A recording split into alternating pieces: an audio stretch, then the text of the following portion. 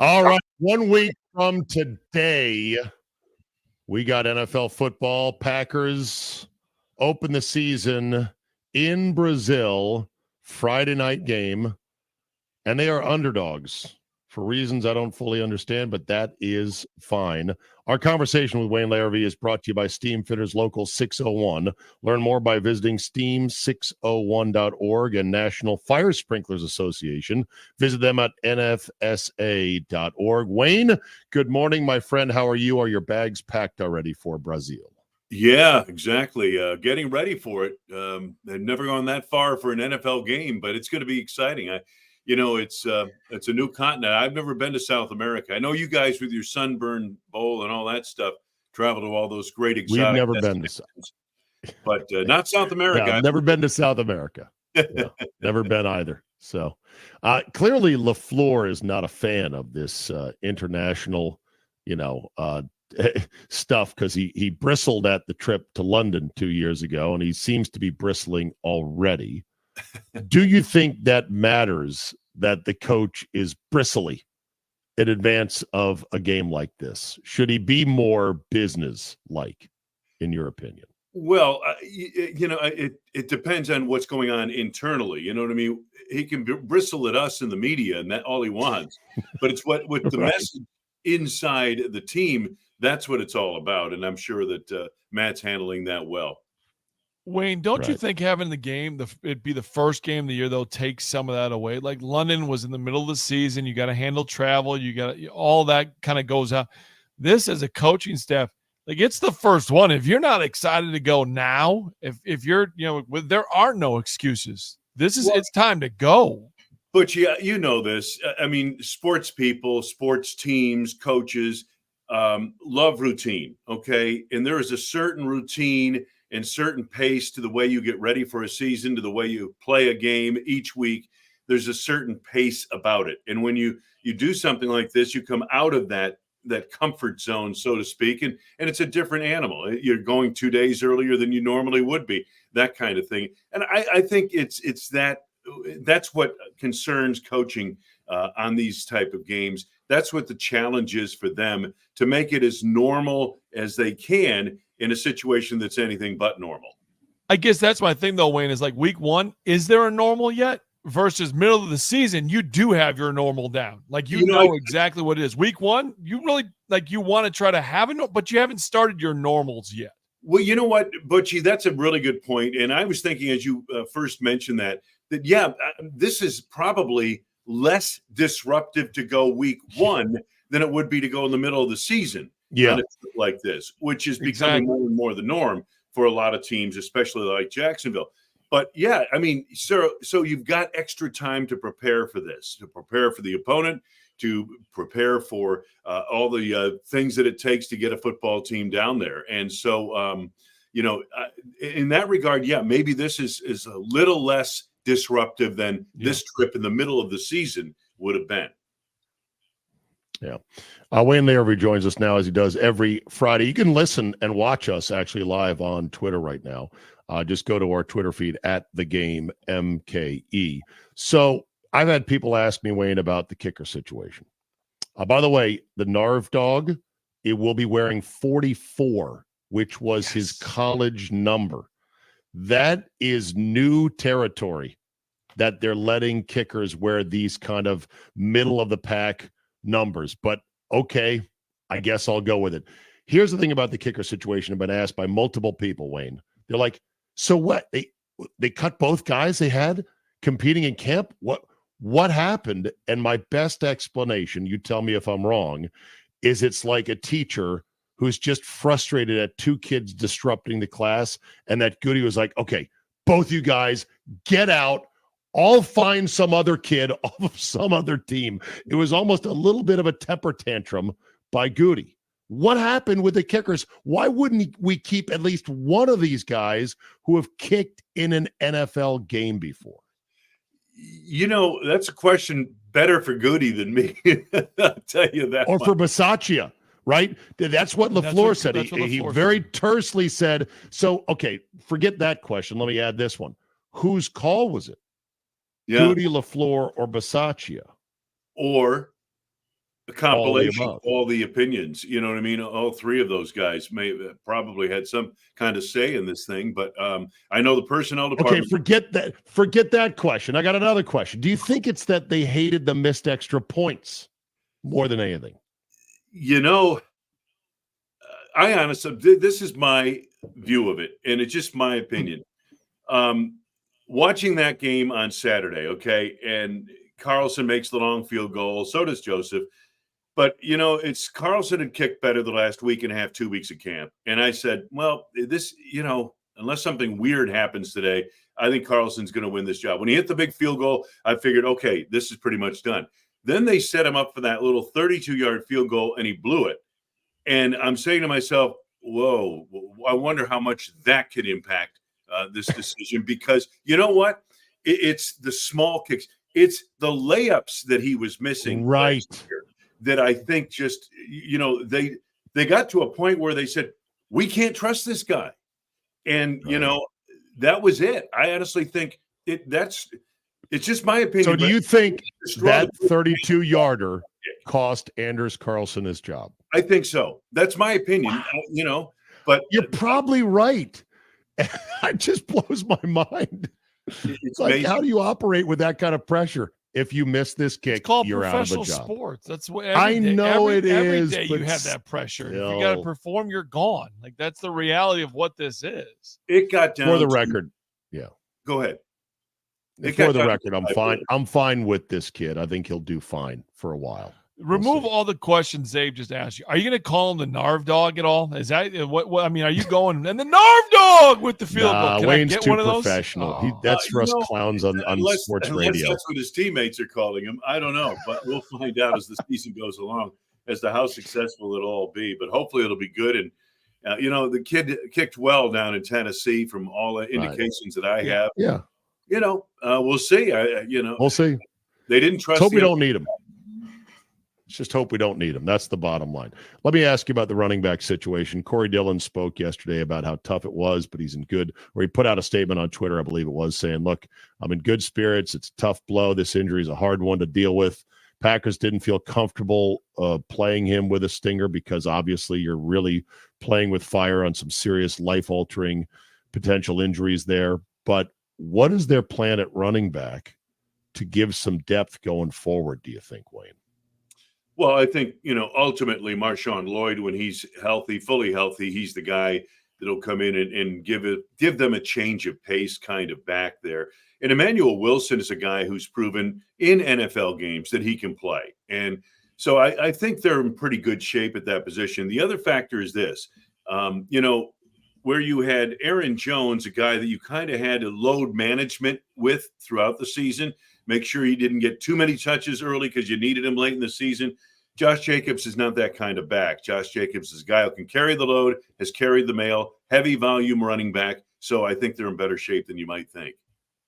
Wayne, when you look at this team, we see all the positives. We've heard about the wide receiver room. We've heard about kind of the defense being more aggressive. Now that we're a week away, roster set. What's the area that you look and say, this is the weakness? Just so Packer fans can kind of get a feel themselves of say, hey, if Philadelphia is doing this early in the game, it's because this is where the Packers need to be better at. Well, rather than call it a weakness, I would say where the Eagles are going to stress the Packers is on the edges of the field with their wide receiving core. They've got three excellent wide receivers. It's one of the best receiving cores in the business. And now, you know, again, we thought Stokes played really well this summer in camp. You've got Jair Alexander back 100% and mentally and physically. You know, but that's the area that's really going to get stressed defensively for the Packers. The area that's probably the thinnest might be offensive tackle. They really, you know, they were looking for that solid swing tackle guy who could go in and they wouldn't have to change up the offensive line a whole lot if there was an injury at tackle. Right now, that looks a little thin. But, again, we'll see how the season comes along. But aside from that, I think they're very good in all the other areas. And the offensive line is not bad at all. It's good, especially with the starters. It's one of the best in the league. But if you want to poke at something, depth might be a little bit of a question mark there, at least on the edges of the offensive line. How do you think they feel about their backup quarterback situation? That's a good question. Wow. You know, They're going to try to get Malik Willis up to speed. Sean Clifford on the practice squad is a guy that wouldn't surprise me if he's a game day down in Brazil a week from tonight. I was going to say, you're talking about one play from handing the game over to a guy who's drinking water out of a fire hose, trying to learn the system, the checks, the calls, the terminology, etc. Yeah, I mean, that's the reality of the situation right now. Although I do think that early in the season, their plan would be, and just my speculation looking from the outside in, that their plan would be, if they had to go with a quarterback, they would probably go with Sean Clifford initially. And because he knows the system, until Malik right the speed, I think Clifford would be the guy. And that's one of the reasons he practice squad. Okay. So he may be active come next week. That's what I'm thinking. Yeah. Okay. Someone noted the types of coverages that Jeff Hafley, the new D coordinator, called in preseason.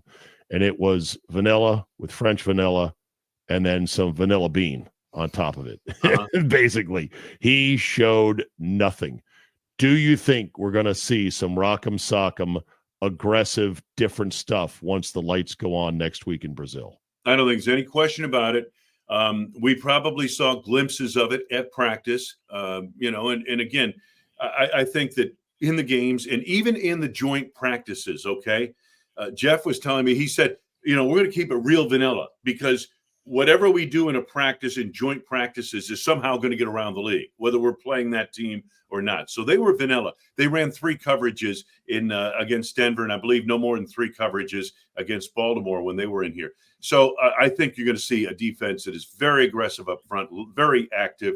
There'll be a combination of man and zone in the secondary. It's going to be really interesting to see what that defense looks like in the way they play it. But I'm really excited about it. Wayne, you've been saying it all spring and then into the summer and in through training camp that this is a deep team. Well, the Packers now have had 4 guys that got cut, signed with a different team. 3 of them on waivers, and then Christian Welch signed with the Broncos. When you have depth like the Green Bay Packers have, and you lose 4 players that you have to cut for your 53 and they go elsewhere, what does that say and what does that mean to a team?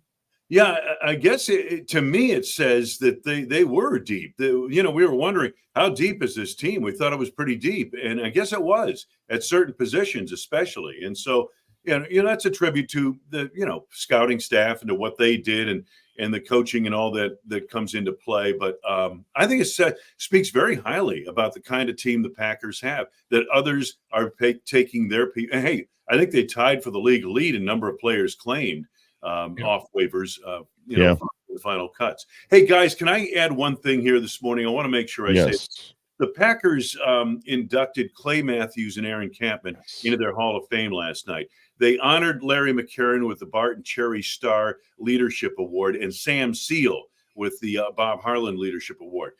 Sam is one of the great scouts that came in under Ron Wolf and has been a staple in the Packers front office for a number of years. Not that he lives in Green Bay. He's out of the West Coast, but has had his hands on some of the greatest players in the Packers' recent history.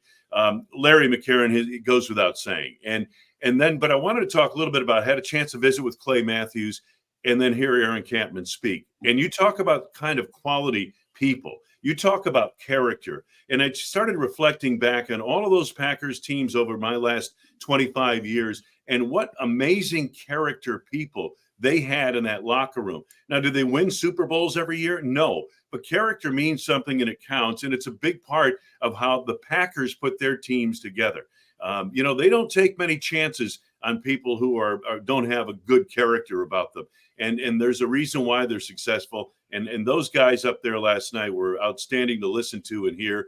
And, kudos to them. They were wonderful players, and they are tremendous people right now. Yeah, that is great stuff and quite an honor. And yeah, both those guys, Clay and Aaron Campman, were just hell on wheels to watch and a terror for opposing teams. So that's really nice. And your broadcast partner getting a well-deserved award as well. Absolutely. Very nice. All right. So Wayne, would you agree that packing for a long trip is way more stressful than packing to come home? Yeah. Or is it similar? It No. is. And when I pack to come home, I just throw everything in the suitcase and dump it off at the washer on my way in the house. So, And there's what's no so stress there for stressful? me. And what's so stressful about packing to go on a big trip? It's trying to make sure you remember every little thing you need, right? Yes, especially things like did I bring Medicine, a computer? Did I nail bring clippers. this Yeah. connector? Did I bring that? Will I be able to charge my phone when I'm down there? All of this stuff. Right. So yeah, this is there's some Imagine with here. Imagine if an NFL head coach had to be like the dad in the family and remember everything to bring. How don't stressful worry. that would be. They got people that do that for them, though. I know, They but don't I'm have it saying, to do it for Butchie, Wayne, but the players, Butchie, they got the. Yeah. As I thought about how annoyed LaFleur clearly is about these trips, I'm like, it's almost as if he's a dad trying to remember everything that I got to take to bring along. You know, USB-C, USB micro, nail clippers, medicine. Do I have my wallet? Do I have my wireless headphones? Did I bring my red challenge flag? Imagine going to Brazil and you're like, I'm challenging it. I forgot to bring it, for God's sakes. And you always forget something, though. You always forget something. You always forget something. I got to tell you, yeah, exactly. And I know we got to wrap this up, but you're exactly right. That head coaching position, because it's not just the trip to Brazil, but it's every week of the season. The head coach has all this stuff to worry about. Details. I understand he's got a big staff, but the head coach has to be on top of all the details. And I'm sorry, but I know that would change me. It changes anyone who takes that job. Yeah. All right. Very good, Wayne.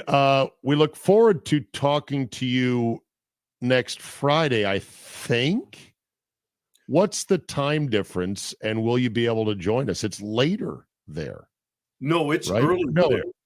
They are earlier there. They are on Atlantic time zone, not Eastern time. Atlantic Standard Time, AST. Yeah. So they're 2 hours. We can talk to you then Friday morning. Yeah, well, if I can get a call out of there, I don't know. Like a payphone? Are you going to be able? Are you sure that you can get the broadcast off? Is the other question. That's woo. Well, that's not my issue. See that. I'm there to call it. I'll figure out the rest of it. That's true. I just have to show up at the plane on time and get on it. Then my responsibility after that is over. All right, Wayne. Thank you as always, my friend. Safe travels. We'll talk.